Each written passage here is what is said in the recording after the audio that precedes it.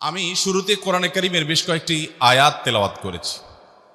এই আয়াতগুলোতে আল্লাহ রাব্বুল আলামিন দিন এবং রাতে 24 ঘন্টার মধ্যে একটা বিশেষ সময়ের গুরুত্ব এবং মর্যাদা বিভিন্নভাবে ফুটিয়ে তুলেছেন।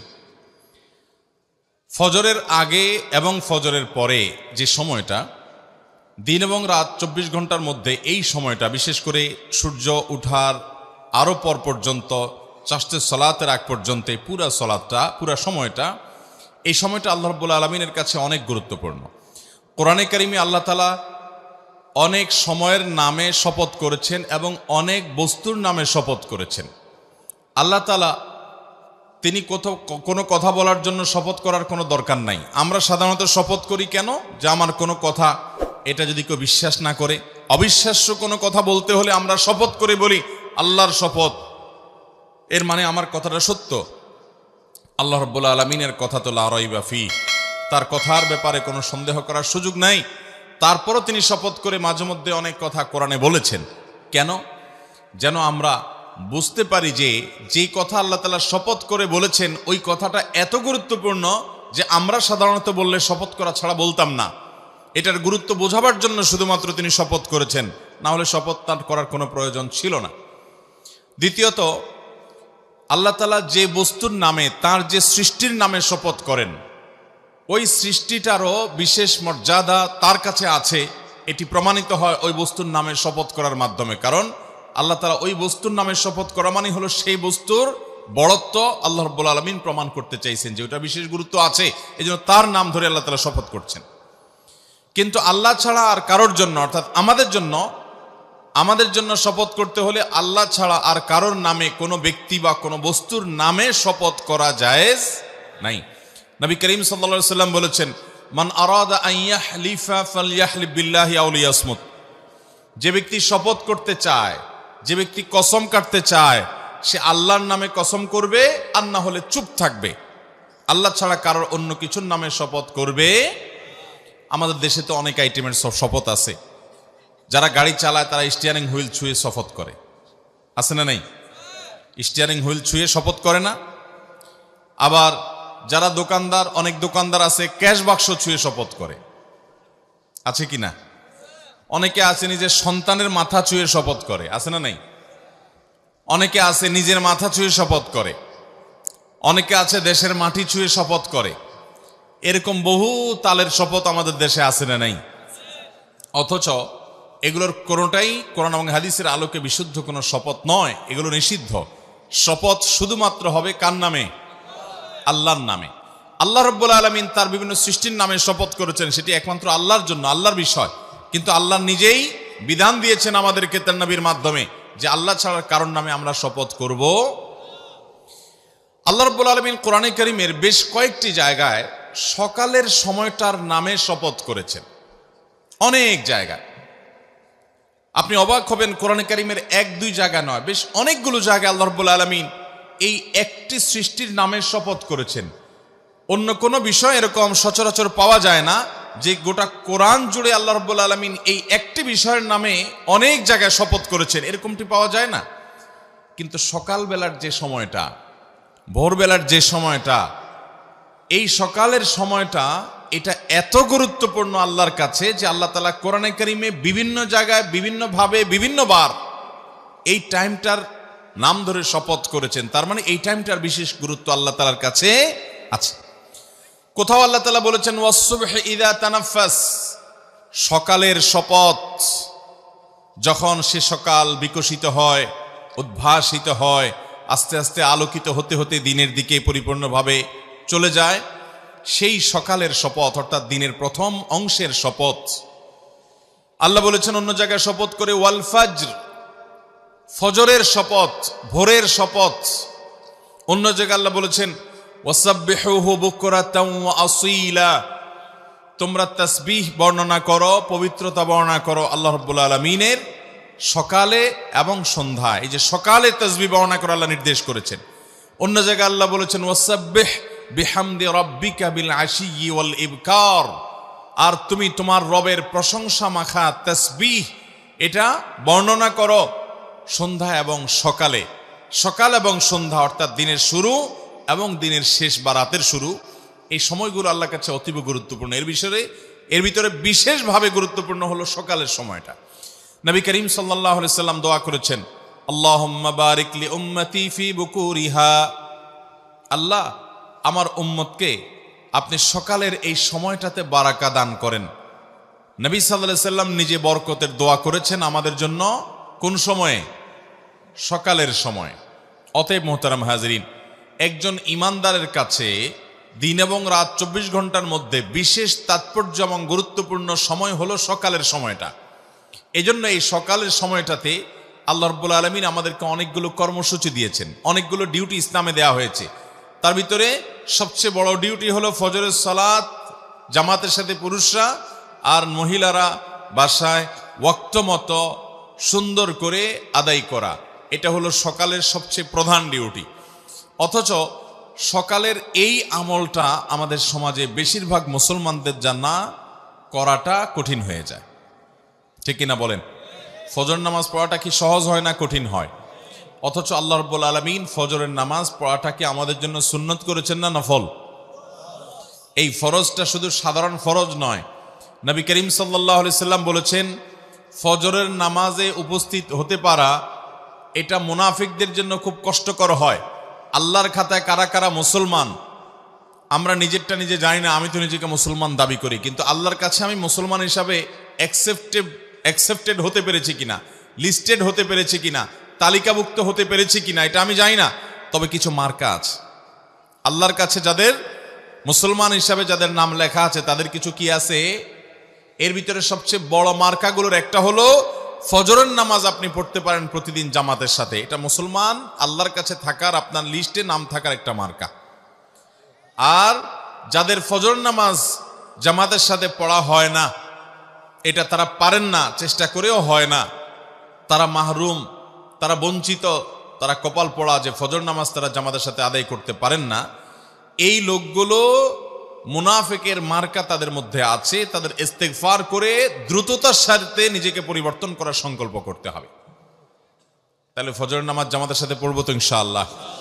নবী করিম সাল্লাল্লাহু আলাইহি সাল্লাম বলেছেন, ফজরের সালাত আদায় করার জন্য যারা আলো আধারের মধ্যে বাসাবাড়ি থেকে বের হয়ে চলে যায়, আল্লাহ রাব্বুল আলামিন কিয়ামতের ময়দানে ভয়াবহ অন্ধকারের শাস্তি হবে একটা পিরিয়ডে। কিয়ামতে যে শাস্তি হবে তার একটা সময় থাকবে ভয়ঙ্কর অন্ধকার, ঘুটঘুটে অন্ধকার। এই ঘুটঘুটে অন্ধকারের মধ্যে আল্লাহ রাব্বুল আলামিন দুনিয়াতে ফজরের নামাজ যারা আদায় করার জন্য মসজিদ থেকে আলো আধারের মধ্যে বের হয়ে, বাসা থেকে বের হয়ে মসজিদে চলে গেছে, এই কষ্ট করে আরামের ঘুমকে হারাম করে মসজিদে গিয়ে যারা ফজর নামাজ আদায় করে, কিয়ামতের ভয়াবহতম দিনে এই ভয়ঙ্কর অন্ধকারের শাস্তি থেকে আল্লাহ তাআলা তাদেরকে মাফ করবেন। তারা আলো পাবে সেদিন, তাদেরকে আল্লাহ তাআলা অন্ধকারে রাখবেন না। এই জন্য ফজর নামাজ আদায় করবো তো ইনশাআল্লাহ। এটা ইমানদারের মার্কা, মুসলমানের মার্কা। আর ফজর নামাজ পড়তে না পারা এটা মুনাফিকের মার্কা। অতএব মুনাফিকের মার্কা পরিহার করবো তো ইনশাআল্লাহ। সকালের এই সময়টা আল্লাহ তাআলার কাছে অতীব গুরুত্বপূর্ণ ভাইরা। সেজন্য এই সময়ের সবচেয়ে বড় কর্মসূচি হলো ফজরের সালাতটা ঠিক মতো আদায় করা। নবী করিম সাল্লাল্লাহু আলাইহি সাল্লাম বলেছেন, যে ব্যক্তি ভোর রাতে ঘুম থেকে উঠে আরামের ঘুম হারাম করে, অনেক কষ্ট হয় কিন্তু কষ্ট উপেক্ষা করে সে উঠে, এবং দেখবেন বিশেষ করে শীতের সময়, অবশ্য শীতের সময় শয়তান এক আইটেম দেয়, গরমের সময় আরেক আইটেম নিয়ে হাজির হয়। শীতের সময় শয়তান বলে, এত আরামের ঘুম, মাত্র কম্বলটা গরম হয়েছে, এখন এই কম্বল ফেলে উপরে বাহির হলে ঠান্ডা শেষ হয়ে যাব, পানিও ঠান্ডা, বাহিরেও ঠান্ডা, মসজিদের পথে যেতেও শীত লাগবে, কষ্ট হবে, শয়তান উঠতে দেয় না। আর গরমের দিনে শয়তান তো আর ঠান্ডার কথা বলতে পারে না। গরমের দিনে বলে যে, যেহেতু রাতটা ছোট, মাত্র শুইলাম, ঘুমটা তো এখনো পুরে নাই, আরেকটু শুই। এভাবে শয়তান ধোকা দেয় কি দেয় না? নবী করিম সাল্লাল্লাহু আলাইহি সাল্লাম বলেছেন, শয়তানের সাথে এই লড়াইয়ে যারা টিকতে পারে, জিততে পারে, যাদের ঈমানের শক্তি আছে, যারা আল্লাহর উপর তাওয়াক্কুল করে আল্লাহকে খুশি করবার জন্য সব কম্বল ফেলে রেখে যারা উঠে যায়, এবং ফজর নামাজ যে পুরুষরা মসজিদে গিয়ে জামাতের সাথে আদায় করে, নবী আলাইহিস সালাম বলেছেন, ফাসবাহা নাশীতান নফস, এই ব্যক্তি তাকে আল্লাহ রাব্বুল আলামিন এত ফ্রেশ করে দেন যে দিনটা তার হাসি খুশিতে যায়, ফ্রেশ মুডে থাকে, বরকত তার জীবনে চেয়ে লাভ করে। কারণ নবী সাল্লাল্লাহু আলাইহি সাল্লাম বরকতের দোয়া তার জন্য করেছেন। এই জন্য ফজর নামাজ জামাতের সাথে পড়বো তো ইনশাআল্লাহ। আর যদি ফজর নামাজ কেউ না পড়ে, 7টা 8টা 9টায় ঘুম থেকে উঠে, নবী করিম সাল্লাল্লাহু আলাইহি সাল্লাম বলেছেন, এই ব্যক্তি কাসলান, অলস, শরীরটা মেজমেজ করে। খেয়াল করে দেখেন, 7টা 8টা 9টা যদি কখনো কোনো কারণে যদি ঘুম আপনি ভারী হয়ে যায়, ফজর নামাজ পড়তে না পারেন, দেখবেন আপনার ভিতরে ফ্রেশ লাগছে না, আনফ্রেশ লাগবে, নোংরা একটা ভাব লাগবে। আর যদি ফজর নামাজ জামাতের সাথে পড়তে পারেন, রাত 2টায় শুয়েও যদি ফজর নামাজ জামাতের সাথে পড়েন, ওযু করে নামাজ পড়ে যখন মসজিদ থেকে বাসার দিকে আসবেন, তখন দেখবেন আপনার কাছে ফ্রেশ মুড লাগছে। যারা ফজর নামাজ পড়েন নিয়মিত তারা জানেন যে মনটা কত খুশি লাগে, কত ভালো লাগে। সকালের হাওয়া খেতে খেতে তারা বাড়ির দিকে আসেন এবং এই সময়টাতে আল্লাহ রাব্বুল আলামিন প্রচুর পরিমাণে বারাকা দান করেন। এজন্য ভাইরা আমার, আমাদের জীবনে আমরা কখনো ফজরের নামাজ জামাতে পড়া ত্যাগ করব না ইনশাআল্লাহ। আপনি যদি একটা সমাজের এলিট শ্রেণীর মুসলমান দেখতে চান, অর্থাৎ আল্লাহর খাতায় যারা মুসলমান হিসেবে অনেক আপার ক্লাসের মুসলমান, যারা অনেক উঁচু শ্রেণীর মুসলমান, অনেক উন্নত মানের মুসলমান এবং জান্নাতি হিসাবে যাদের মর্যাদা অনেক উপরে, এরকম পিওর এবং খাঁটি নির্ভেজাল ক্রিম মুসল্লি যদি দেখতে চান একটা সমাজের, তো দেখবেন ফজর নামাজের জামাতে কারা হাজির হয়। অন্য অনেক নামাজ অনেকে পড়তে পারে, কিন্তু ফজর নামাজ সবার পড়া নসিবে। অতএব আমরা ফজর নামাজ জামাতের সাথে পড়বো তো ইনশাআল্লাহ। ফজর নামাজ জামাতের সাথে পড়ার জন্য আপনাকে একটা কাজ অবশ্যই করতে হবে, সেটা হলো রাতে তাড়াতাড়ি ঘুমাইতে হবে। অতএব মোবাইলের টিপাটিপি এটা নিয়ন্ত্রণ করে ফেলতে হবে।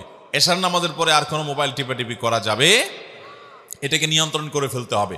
দরকারি কোনো কাজ থাকলেও খুব দ্রুততার সাথে সেরে শোয়ার পরে আর এই মোবাইলের মুনাজাত দেওয়া যাবে। মোবাইল দিয়ে 2 হাত দিয়ে ধরে ধরে যেভাবে মোবাইল টিপেন, মনে হয় যে মোবাইল দিয়ে মুনাজাত দিচ্ছেন। এই মোবাইলের মুনাজাত যদি আপনি করেন রাত 12টা 1টা 2টা পর্যন্ত শুয়ে, তাহলে ফজর নামাজ পড়াটা সহজ হবে না কঠিন হবে?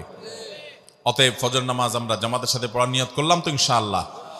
নবী করিম সাল্লাল্লাহু আলাইহি সাল্লাম সকালের এই সময়টাকে এত গুরুত্ব দিতেন যে প্রিয়নবী সাল্লাল্লাহু আলাইহি সাল্লাম ফজরের পরে নিজ জায়গায় বসে জিকির, আজকার, তাসবিহ, তিলাওয়াত করার জন্য উৎসাহ দিতেন। সকাল সন্ধ্যায় অনেকগুলো তাসবিহ আছে, কোরআনেও আল্লাহ তাআলা বলেছেন সকালে তাসবিহ পেশ করার জন্য, জিকির করার জন্য, আল্লাহ স্মরণ করার জন্য। এই জন্য আমরা এই আমলটা করব। বিশেষ করে ফজর নামাজের পরে কেউ যদি জায়নামাজে বসে থাকে এবং এশাকের সময় হওয়া পর্যন্ত, সূর্য ওঠার 15-20 মিনিট পর পর্যন্ত বসে বসে জিকির, আজকার, তাসবিহ, তেলাওয়াত করে এবং 2 রাকাত এশাকের নামাজ এরপরে যদি সে আদায় করে, আল্লাহ রাব্বুল আলামিন তাকে একটা পূর্ণাঙ্গ হজের সওয়াব দান করেন। এবং আল্লাহ রাব্বুল আলামিনের এই বিশাল বড় নেয়ামত এবং পুরস্কার লাভের জন্য নবী করিম সাল্লাল্লাহু আলাইহি সাল্লাম এবং সাহাবায়ে কেরাম ফজরের পরে বসে জিকির আজকার করতেন। এরপরে নবী করিম সাল্লাল্লাহু আলাইহি সাল্লাম সাধারণত অন্যান্য অনেক কাজ, সাহাবীদেরকে নিয়ে বিভিন্ন কথা, দরকারি প্রয়োজনীয় কথা বলতেন, অন্যান্য আমল করতেন, সালাতুদ দুহা আদায় করতেন, কিন্তু ঘুমাতেন না। কিন্তু আমাদের সমাজে আজ বেশিরভাগ মানুষ, শহরে তো বটেই, গ্রামেও আজকাল এই বদভ্যাস হয়ে গেছে যে ফজরের পরে না ঘুমাইলে হয় না। ঠিক কিনা বলেন? অনেক মানুষ আছে যে ফজরের পরে না ঘুমাইলে তার হয় না।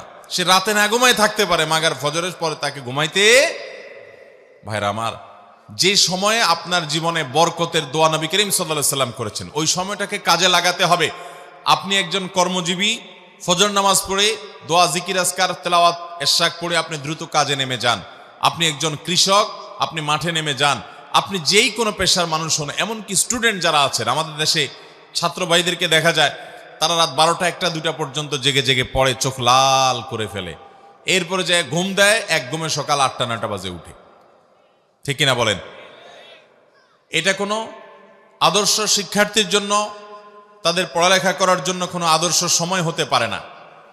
এদেশে হেফজখানাগুলো দেখবেন, ছোট ছোট বাচ্চা ছেলেরা কোরআনে কারিমের 30 পারা অল্প কিছুদিনের মধ্যে তারা মুখস্থ করে ফেলে। তাদের বক্ষে পুরো 30 পারা কোরআন মুখস্থ হয়ে যায়।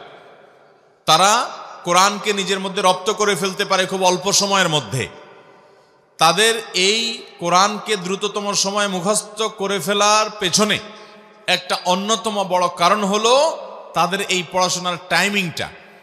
বাংলাদেশের সমস্ত হেফজখানা মাদ্রাসাগুলোতে দেখবেন এশারের পরে 1-2 ঘন্টার মধ্যে তারা ঘুমিয়ে পড়ে। 9টা 10টার ভিতরে প্রায় শতভাগ হেফজখানার ছাত্ররা শুয়ে পড়ে এবং তারা উঠে যায় ভোরে ফজরের আগে। ফজরের আগে যে উঠে 10টা 11টার আগ পর্যন্ত তারা আর ঘুমায় না। ফজরের আগেও পড়ে, ফজরের পরেও পড়ে। রাতভর যখন 6-7 ঘন্টা ঘুম হয়, তখন এই ঘুম থেকে উঠার পর মাথাটা সম্পূর্ণ, ব্রেইনটা সম্পূর্ণ ফ্রেশ থাকে। তখন যা পড়ে সেটা রপ্ত হয়ে যায়, খুব দ্রুততার সাথে মুখস্থ হয়। অন্য সময় যেটা মুখস্থ করতে 2 ঘন্টা লাগে, সকালবেলা বা ভোরবেলা মুখস্থ করতে সেটা 1 ঘন্টায় যথেষ্ট হয়। অতএব সকালের এই সময়টাকে আমরা কদর করবো তো ইনশাআল্লাহ। এই সময়টাকে কদর করতে হলে রাতে তাড়াতাড়ি ঘুমাইতে হবে। মাহফিলের মৌসুমে একটু কষ্ট হয়, এর বাইরে অন্য সময় আলহামদুলিল্লাহ আমরা আমাদের বাসা বাড়িতে এটা আমল করার চেষ্টা করি যে রাতে দ্রুততার সাথে সময় তাড়াতাড়ি বিছানায় চলে যাওয়া। নবী করিম সাল্লাল্লাহু আলাইহি সাল্লাম সম্পর্কে আম্মা জান আয়েশা বলেছেন, কানান নবী সাল্লাল্লাহু আলাইহি সাল্লাম ইয়াকরাহুন নাওমা ক্বাবলা আল ইশা ওয়াল হাদিস বাদা। নবী সাল্লাল্লাহু আলাইহি সাল্লাম এশার আগে কথাবার্তা বলা, গল্পগুজব করা, এশার আগে ঘুমানো তিনি এটা অপছন্দ করতেন, আর এশার পরে কথাবার্তা বলা, গল্পগুজব করা, আড্ডা মারা অপছন্দ করতেন। অথচ আমাদের আড্ডা 24 ঘন্টার ভিতরে সবচেয়ে জমে বেশি এশার পরে, ঠিক কিনা বলেন? টেলিভিশন চ্যানেলগুলো সবচাইতে আকর্ষণীয় প্রোগ্রামগুলো সব রাখে কখন? কারণ রাতে তাড়াতাড়ি শোয়ার ফজিলতের হাদিস আপনি না জানলে কি হবে, ইবলিস আপনার চাইতে আগে জানে। যেহেতু আপনাকে আমাকে জাহান্নামে নেওয়া ইবলিসের সবচেয়ে বড় এজেন্ডা, এই জন্য আমাদের ক্ষতি করার জন্য হাদিসে যেটাকে যত বেশি গুরুত্ব দিছে, ইবলিস ওইটা আমাদেরকে দিয়ে তত বেশি ভায়োলেশন করায়, লঙ্ঘন করায়। এই জন্য দেখবেন এশার পরে আড্ডা মারতে যে মজাটা হয়, অন্য কোনো টাইমে আড্ডায় এ মজা হয় না। ভাইরা আমার, এই জন্য আমাদেরকে প্রতিজ্ঞা করতে হবে যে আমাদের যত কাজ কাম আছে সব এশারের মধ্যে সারতে হবে, এশারের পর দ্রুততার সাথে শুইতে হবে, তাহলে আর সকালে ঘুমানোর দরকার হবে। সকালের এই সময়টাতে আল্লাহ তাআলা বরকত দান করেন। নবী সাল্লাল্লাহু আলাইহি ওয়াসাল্লাম দোয়া করেছেন, আল্লাহুম্মা বারিক লি উম্মতি ফি বুকুরিহা, আল্লাহ আমার উম্মতকে সকালবেলার সময়টাতে বরকত দিয়েন। যে সময় আল্লাহ নবী বরকতের দোয়া করেছেন, ওই সময় আপনি ব্যবসা করলে ব্যবসায় বরকত হবে, আপনি কৃষি কাজ করলে সেখানে বরকত হবে, আপনি পড়ালেখা করলে সেখানে বরকত হবে, আপনি আমল করলে, জিকির আজকার তেলাওয়াত করলে সেখানে বরকত হবে। আপনি সকালের এই সময়টাতে যাই করবেন সেখানে বরকত হবে, কারণ সেটা বরকতের দোয়া করেছেন কে? নবী করিম সাল্লাল্লাহু আলাইহি। আমাদের অনেকের জীবনে কোনো বারাকা নাই ভাই। জীবনে বারাকা না থাকার অন্যতম একটা কারণ হলো এই সকালের সময়টাকে অলস ঘুমিয়ে কাটানো। বরকতের সময়টাই যদি আমি অলসভাবে ঘুমিয়ে কাটিয়ে দিই, তাহলে সেক্ষেত্রে আমার জীবনে বারাকা থেকে আসবে। এই জন্য আমাদের লাইফস্টাইলটা চেঞ্জ করতে হবে। হ্যাঁ, কারো রাতে ডিউটি আছে, তিনি রাতভর ডিউটি করেন বাধ্য হয়ে, তাহলে সেক্ষেত্রে দিনের বেলা তাকে ঘুমোতে হয়, এটা ভিন্ন কথা। কিন্তু অযথা অকারণে গভীর রাত পর্যন্ত আপনি জেগে থেকে এরপরে সকালে ঘুমালেন, নবী করিম সাল্লাল্লাহু আলাইহি সাল্লামের সুন্নাহর খেলাফ এটি। অনেক ওলামায়ে কেরাম ফজরের পরে একান্ত অসুস্থ মানুষ, একান্ত রাতের ডিউটি করেছে, এরকম ওযর ছাড়া অলস হয়ে শুয়ে থাকাটা, ফজরের পরে শুয়ে থাকাটাকে মাকরুহ বলেছেন অনেক ইমামগণ। অতএব এই সময়টার কদর করবো তো আমরা ইনশাআল্লাহ। আল্লাহ আমাদের সবাইকে কদর করার তৌফিক দান করুন। তাহলে আজকের এই মাহফিল থেকে আমরা এই আমলটা নিয়ে যাব যে সকালে আমরা ঘুমাবো না। আমাদের বাচ্চাদেরকে, ছেলে মেয়েদেরকে, পরিবারের সদস্যদেরকে, আমাদের সবাইকে আমরা অভ্যস্ত করব, উৎসাহ দিব যে নবী করিম সাল্লাল্লাহু আলাইহি ওয়াসাল্লাম সকালের সময়টার জন্য দোয়া করেছেন, ওই সময়টাকে কাজে লাগাতে হবে। ওই সময়টা ঘুমিয়ে কাটানো যাবে না, আর ঘুমাতে হবে রাতে। রাতের ঘুম স্বাস্থ্যের জন্য ভালো, রাতের ঘুম স্বাস্থ্যের জন্য ভালো। দিনের ঘুম, বিশেষ করে সকালবেলার ঘুম স্বাস্থ্যের জন্য ভয়ঙ্কর খারাপ। সুবাহ কে হাওয়া হাজার বিমারিও কি দাওয়া।